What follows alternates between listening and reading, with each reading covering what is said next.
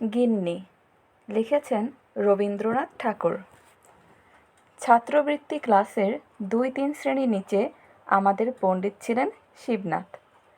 তাহার গোঁফদাড়ি কামানো, চুল ছাঁটা এবং টিকিটি রস্য।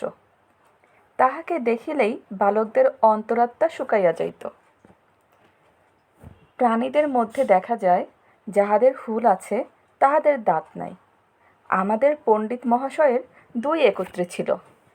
এইদিকে কিল, চর, চাপড় চারাগাছের বাগানের ওপর শিলবৃষ্টির মতো অজস্র বর্ষিত হইত। ওদিকে তীব্র বাক্যজ্বালায় প্রাণ বাহির হইয়া যাইত।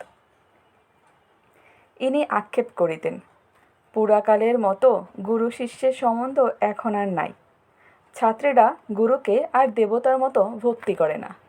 এই বলিয়া আপনার উপেক্ষিত দেবমহিমা বালকদের মস্তকে সবেগে নিক্ষেপ করিতেন এবং মাঝে মাঝে হুঙ্কার দিয়া উঠিতেন।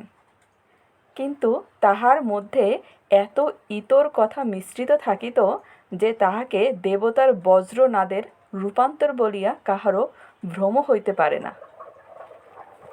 বাপান্ত যদি বজ্রনাথ সাজিয়া তর্জন গর্জন করে, তাহার ক্ষুদ্র বাঙালি মূর্তি কি ধরা পড়ে না? যাহা হোক, আমাদের স্কুলের এই ৩য় শ্রেণী ২য় বিভাগের দেবতাটিকে ইন্দ্র, চন্দ্র, বরুণ অথবা কার্তিক বলিয়া কাহারও ভ্রম হইত না। কেবল একটি দেবতার সহিত তাহার সাদৃশ্য উপলব্ধি করা যাইত। তাহার নাম যম, এবং এতদিন পরে স্বীকার করিতে দোষ নাই এবং ভয়ও নাই। আমরা মনে মনে কামনা করিতাম, উক্ত দেবালয়ে গমন করিতে তিনি যেন আর অধিক বিলম্ব না করেন। কিন্তু এটা বেশ বুঝা গিয়াছিল, নরদেবতার মতো বালাই আর নাই। সুরলোকবাসী দেবতাদের উপদ্রব নাই। গাছ হইতে একটা ফুল পাড়িয়া দিলে খুশি হন, না দিলে তাগাদা করিতে আসেন না। আমাদের নরদেবগণ চান অনেক বেশি, এবং আমাদের তিলমাত্র ত্রুটি হইলে চক্ষু দুটো রক্তবর্ণ করিয়া তাড়া করিয়া আসেন। তখন তাহাদিগকে কিছুতেই দেবতার মতো দেখিতে হয় না। বালকদের পীড়ন করিবার জন্য আমাদের শিবনাথ পণ্ডিতের একটা অস্ত্র ছিল। সেটি শুনিতে যৎসামান্য, কিন্তু প্রকৃতপক্ষে অত্যন্ত নিদারুণ। তিনি ছেলেদের নূতন নামকরণ করিতেন। নাম জিনিসটা যদিচ শব্দ বই আর কিছুই নয়, কিন্তু সাধারণত লোকে আপনার চেয়ে আপনার নামটা বেশি ভালোবাসে। নিজের নাম রাষ্ট্র করিবার জন্য লোকে কি কষ্টই না স্বীকার করে। এমনকি নামটিকে বাঁচাইবার জন্য লোকে আপনি মরিতে কুণ্ঠিত হয় না। এমন নামপ্রিয় মানবের নাম বিকৃত করিয়া দিলে তাহার প্রাণের চেয়ে প্রিয়তর স্থানে আঘাত করা হয়। এমনকি যাহার নাম ভূতনাথ, তাহাকে নলিনীকান্ত বলিলে তাহার অসহ্য বোধ হয়। ইহা হইতে এই তত্ত্ব পাওয়া যায়, মানুষ বস্তুর চেয়ে অবস্তুকে বেশি মূল্যবান জ্ঞান করে। সোনার চেয়ে বাণী, প্রাণের চেয়ে মান, এবং আপনার চেয়ে আপনার নামটাকে বড় মনে করে। মানব স্বভাবের এই সকল অন্তর্নিহিত নিগুড় নিয়মবশত পণ্ডিত মহাশয় যখন শশীশেখরকে ভেটকি নাম দিলেন, তখন সে নিরতিশয় কাতর হইয়া পড়িল। বিশেষত উক্ত নামকরণে তাহার চেহারার প্রতি বিশেষ লক্ষ্য করা হইতেছে জানিয়া তাহার মর্মযন্ত্রণা আরও দ্বিগুণ বাড়িয়া উঠিল। অথচ একান্ত শান্তভাবে সমস্ত সহ্য করিয়া চুপ করিয়া বসিতে থাকিতে হইল।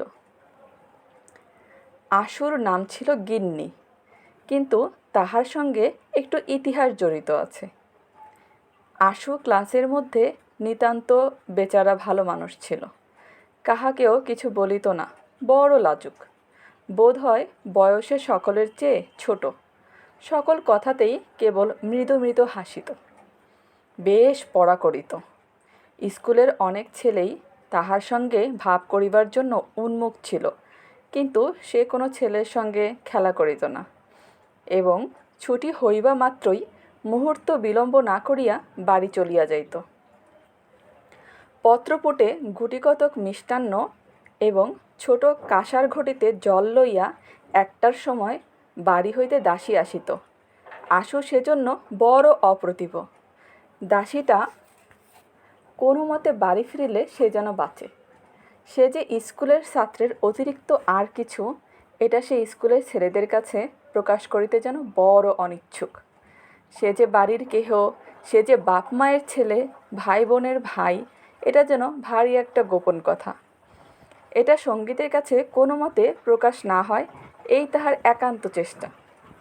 পড়াশোনা সম্বন্ধে তাহার আর কোনো ত্রুটি ছিল না, কেবল একদিন ক্লাসে আসিতে বিলম্ব হইত, এবং শিবনাথ পণ্ডিত তাহার কারণ জিজ্ঞাসা করিলে সে কোনো সদুত্তর দিতে পারিত না। সেজন্য মাঝে মাঝে তাহার লাঞ্ছনার সীমা থাকিত না। পণ্ডিত তাহাকে হাঁটুর ওপর হাত দিয়া পিঠ নিচু করিয়া দালানের সিঁড়ির কাছে দাঁড় করাইয়া রাখিতেন। চারিটা ক্লাসের ছেলে সেই লজ্জাকাতর হতভাগ্য বালককে এইরূপ অবস্থায় দেখিতে পাইত। একদিন গ্রহণের ছুটি ছিল। তাহার পরদিন স্কুলে আসিয়া চৌকিতে বসিয়া পণ্ডিত মহাশয় দ্বারের দিকে চাহিয়া দেখিলেন, একখানি স্লেট ও মসি চিহ্নিত কাপড়ের থলির মধ্যে পড়িবার বইগুলি জড়াইয়া লইয়া অন্য দিনের চেয়ে সংকুচিতভাবে আশু ক্লাসে প্রবেশ করিতেছে।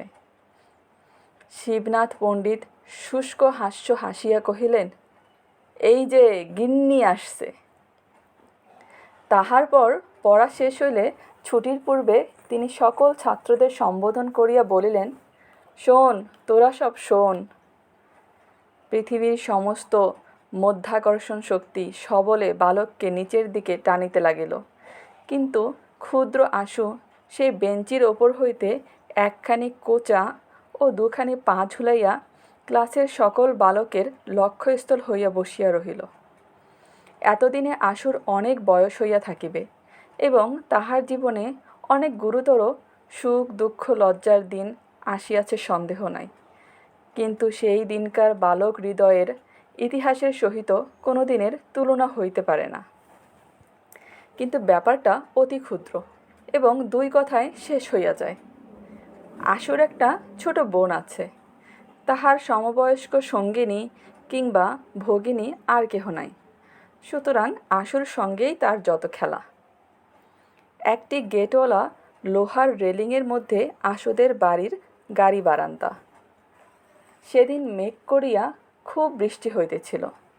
জুতা হাতে করিয়া ছাতা মাথায় দিয়া যে 2-4 জন পথিক পথ দিয়া চলিতেছিল, তাহাদের কোনো দিকে চাহিবার অবসর ছিল না। সেই মেঘের অন্ধকারে, সেই বৃষ্টি পতনের শব্দে, সেই সমস্ত দিন ছুটিতে গাড়ি বারান্দার সিঁড়িতে বসিয়া আশু তাহার বোনের সঙ্গে খেলা করিতেছিল। সেদিন তাহাদের পুতুলের বিয়ে। তাহার ওই আয়োজন সম্বন্ধে অত্যন্ত গভীরভাবে ব্যস্ত হইয়া আশু তাহার ভগিনীকে উপদেশ দিতেছিল। এখন তর্ক উঠিল, কাহাকে পুরোহিত করা যায়। বালিকা চট করিয়া ছুটিয়া একজনকে গিয়া জিজ্ঞাসা করিল, হা গা, তুমি আমাদের পুরুত ঠাকুর হবে? আশু পশ্চাৎ ফিরিয়া দেখে শিবনাথ পণ্ডিত ভিজা ছাতা মুড়িয়া অর্ধসিক্ত অবস্থায় তাহাদের গাড়ি বারান্দায় দাঁড়াইয়া আছেন। পথ দিয়া যাইতেছিলেন, বৃষ্টি উপদ্রব হইতে সেখানে আশ্রয় লইয়াছেন। বালিকা তাহাকে পুতুলের পৌরোহিত্য নিয়োগ করিবার প্রস্তাব করিতেছে। পণ্ডিত মহাশয়কে দেখিয়াই আশু তাহার খেলা এবং ভগিনী সমস্ত ফেলিয়া এক দৌড়ে গৃহের মধ্যে অন্তর্হিত হইল। তাহার ছুটির দিন সম্পূর্ণ মাটি হইয়া গেল। পরদিন শিবনাথ পণ্ডিত যখন শুষ্ক উপহাসের সহিত এই ঘটনাটি ভূমিকা স্বরূপে উল্লেখ করিয়া সাধারণ সমক্ষে আশুর গিন্নি নামকরণ করিলেন, তখন প্রথমে সে যেমন সকল কথাতেই মৃদুভাবে হাসিয়া থাকে, তেমন করিয়া হাসিয়া চারিদিকের কৌতুক হাস্যে ঈষৎ যোগ দিতে চেষ্টা করিল। এমন সময় 1টার ঘণ্টা বাজিল। অন্য সকল ক্লাস ভাঙিয়া গেল এবং শালপাতায় 2টি মিষ্টান্ন ও ঝকঝকে কাঁসার ঘটিতে জল লইয়া দাসী আসিয়া দ্বারের কাছে দাঁড়াইল। তখন হাসিতে হাসিতে তাহার মুখ কান টকটকে লাল হইয়া উঠিল, ব্যথিত কপালের শিরা ফুলিয়া উঠিল এবং উচ্ছ্বসিত অশ্রুজল আর কিছুতেই বাধা মানিল না। শিবনাথ পণ্ডিত বিশ্রাম গৃহে জলযোগ করিয়া নিশ্চিন্ত মনে তামাক খাইতে লাগিলেন। ছেলেরা পর মাহলাদে আশুকে ঘিরিয়া গিন্নি গিন্নি করিয়া চিৎকার করিতে লাগিল। সেই ছুটির দিনের ছোট বোনের সহিত খেলা জীবনের একটি সর্বপ্রধান লজ্জাজনক ভ্রম বলিয়া আশুর কাছে বোধ হইতে লাগিল। পৃথিবীর লোক কোনো কালেও যে সে দিনের কথা ভুলিয়া যাইবে এ তাহার মনে বিশ্বাস হইল না।